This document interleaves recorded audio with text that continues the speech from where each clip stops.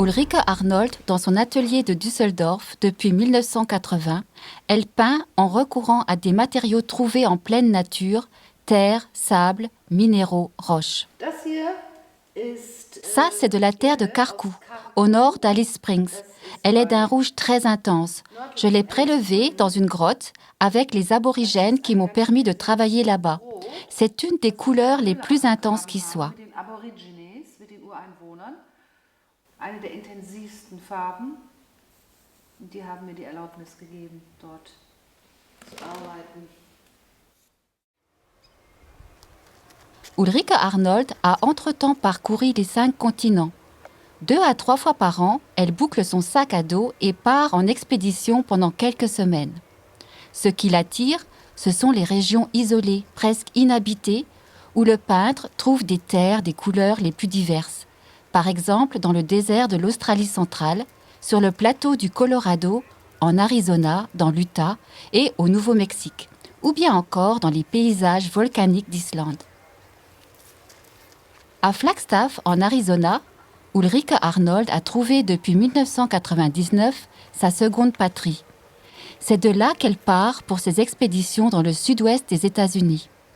Avec une tente, des provisions, des outils et des toiles. Ulrike Arnold passe des semaines, voire des mois, dans les régions qu'elle choisit, régions qu'elle arpente afin de les découvrir et de les vivre pleinement, sans cesse à la recherche de l'endroit où elle pourra prélever de la terre ou tailler des pierres dans les parois rocheuses. Ensuite, en un travail long et laborieux, ce matériau naturel doit être souvent brisé au marteau ou concassé dans un mortier jusqu'à devenir poudre ou sable fin. Ulrike Arnold rassemble ses couleurs dans des petits sacs. La taille des grains de sable, des petits cailloux ou des éclats de minéraux dépend de la dureté des substances rassemblées. C'est avec cette palette de couleurs et de pigments topographiques que commence alors le véritable travail de l'artiste. Ulrike Arnold applique la terre sur la toile étendue sur le sol, à la main, avec un pinceau ou une truelle, très souvent en plusieurs couches. Pour mélanger ces substances, elle utilise de l'eau et pour les fixer, un liant neutre. Ces earth paintings portent les noms des lieux où elles ont vu le jour. Ulrike Arnold ne se livre pas à la peinture de paysages dans le sens descriptif du terme. Ces paysages, elle nous les fait découvrir de manière plus profonde, plus directe. Ses travaux sont le reflet des impressions et des expériences vécues par l'artiste.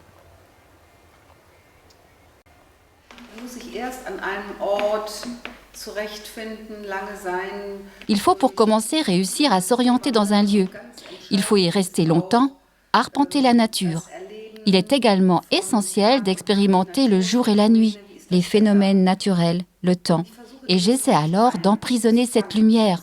Mais je laisse encore la pluie de la mousson, fréquente en juillet-août, couler sur la toile, créant éventuellement des formations fortuites, de sorte que la nature se voit donc elle aussi intégrée à la toile.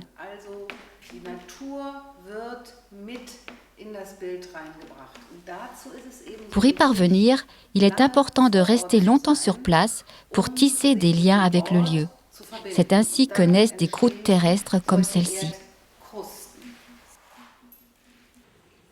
D'une part, c'est donc la matière même du paysage, la couleur originelle du sol et des roches qui donne aux toiles d'Ulrike Arnold leur aura si caractéristique. Mais par la composition, la forme et le geste du pinceau, elle exprime d'autre part l'expérimentation subjective du lieu, seuls des jours entiers, des semaines entières dans la nature vierge, dans une nature qui peut se révéler parfois dangereuse.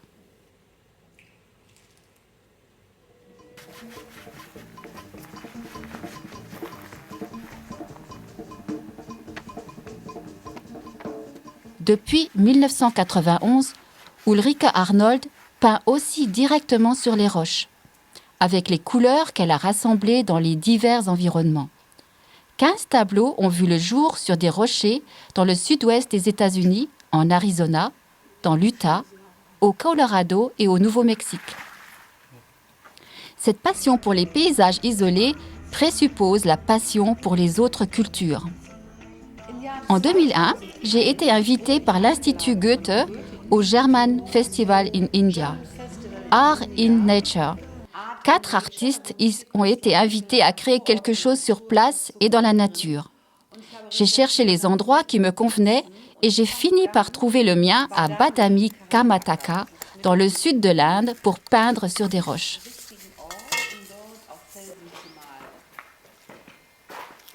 C'est à Badami que se trouve la grotte préhistorique de Sidalpadi, où l'on peut admirer d'anciennes peintures rupestres. Dans le cadre du festival, Ulrike Arnold s'est vue octroyer le droit de peindre les rochers qui lui faisaient face. Sa participation au festival Art in Nature a été filmée pendant plus de 2 mois par le cinéaste indien Ramani. Autre grand moment de ses activités dans le domaine du rock art Tagoror, un cercle de rochers de 12 mètres de diamètre créé au printemps 1996 à Tenerife, dans le cadre du projet Mariposa. C'est alors qu'elle travaillait à ce projet qu'elle eut également la possibilité de rencontrer personnellement Thor Heyerdahl, l'explorateur et aventurier qui avait été l'un des héros de sa jeunesse et qui lui rendit visite durant son séjour sur le lieu de son travail.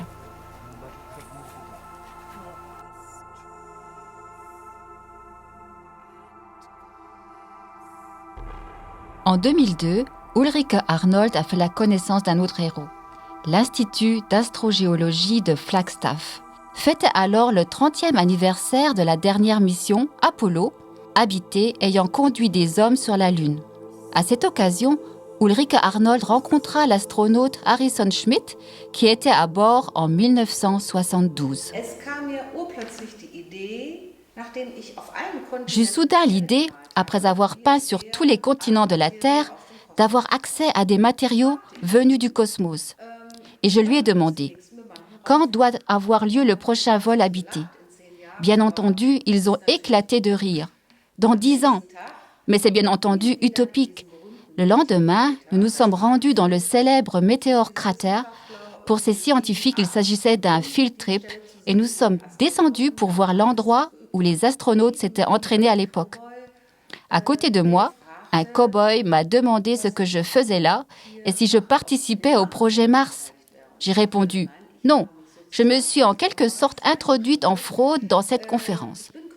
Je suis artiste et je peins avec de la terre dans toutes les parties du monde. » Marvin Kilgore, c'est ainsi que s'appelait ce scientifique, était comme foudroyé et m'a dit « Je fais pratiquement la même chose, je voyage à travers les continents et rassemble, cherche des météorites. Je les rapporte dans mon laboratoire et les découpe en tranches pour les étudier scientifiquement. »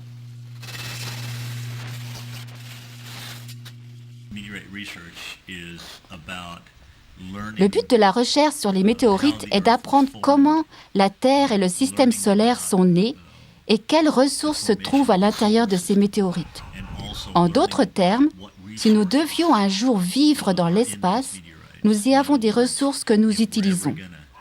Nous ne pouvons pas les emporter et parler de l'humanité. Je crois que le destin de l'humanité est de devenir une espèce interplanétaire. Si nous devions devenir un jour une espèce interplanétaire, il faut que nous découvrions ce qu'il y a dans ces matières. Et c'est justement le but de notre recherche. Ce n'est qu'ainsi que nous aurons de quoi manger, vivre en sécurité, nous protéger des rayonnements. Tout ce dont nous avons besoin pour survivre. C'est pour cela qu'il est particulièrement important d'obtenir autant de ces matières que possible et de les préserver pour les générations scientifiques à venir, pour ceux qui auront des possibilités technologiques que nous ne possédons pas encore aujourd'hui. Et c'est ainsi que cette expédition au météore cratère a représenté pour Ulrike Arnold un moment décisif dans l'évolution de sa peinture, car Marvin Kilgore avait gardé pendant des années les copeaux et les poussières de ses expériences.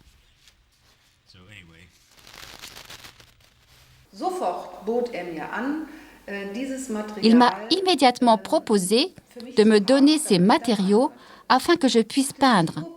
Le vœu que j'avais exprimé la veille se voyait soudain réalisé et depuis lors, je reçois régulièrement de la poussière d'étoiles envoyée par Marvin Kilgore. Sternenstaub. Les particules des météorites paintings proviennent de 5 météorites de 4 continents. À l'inverse des Earth paintings, les météorites paintings voient le jour dans son atelier de Düsseldorf. Pour ces peintures, ce n'est pas en effet l'environnement naturel de leur provenance qui compte, mais la représentation des forces gigantesques à l'œuvre dans l'univers.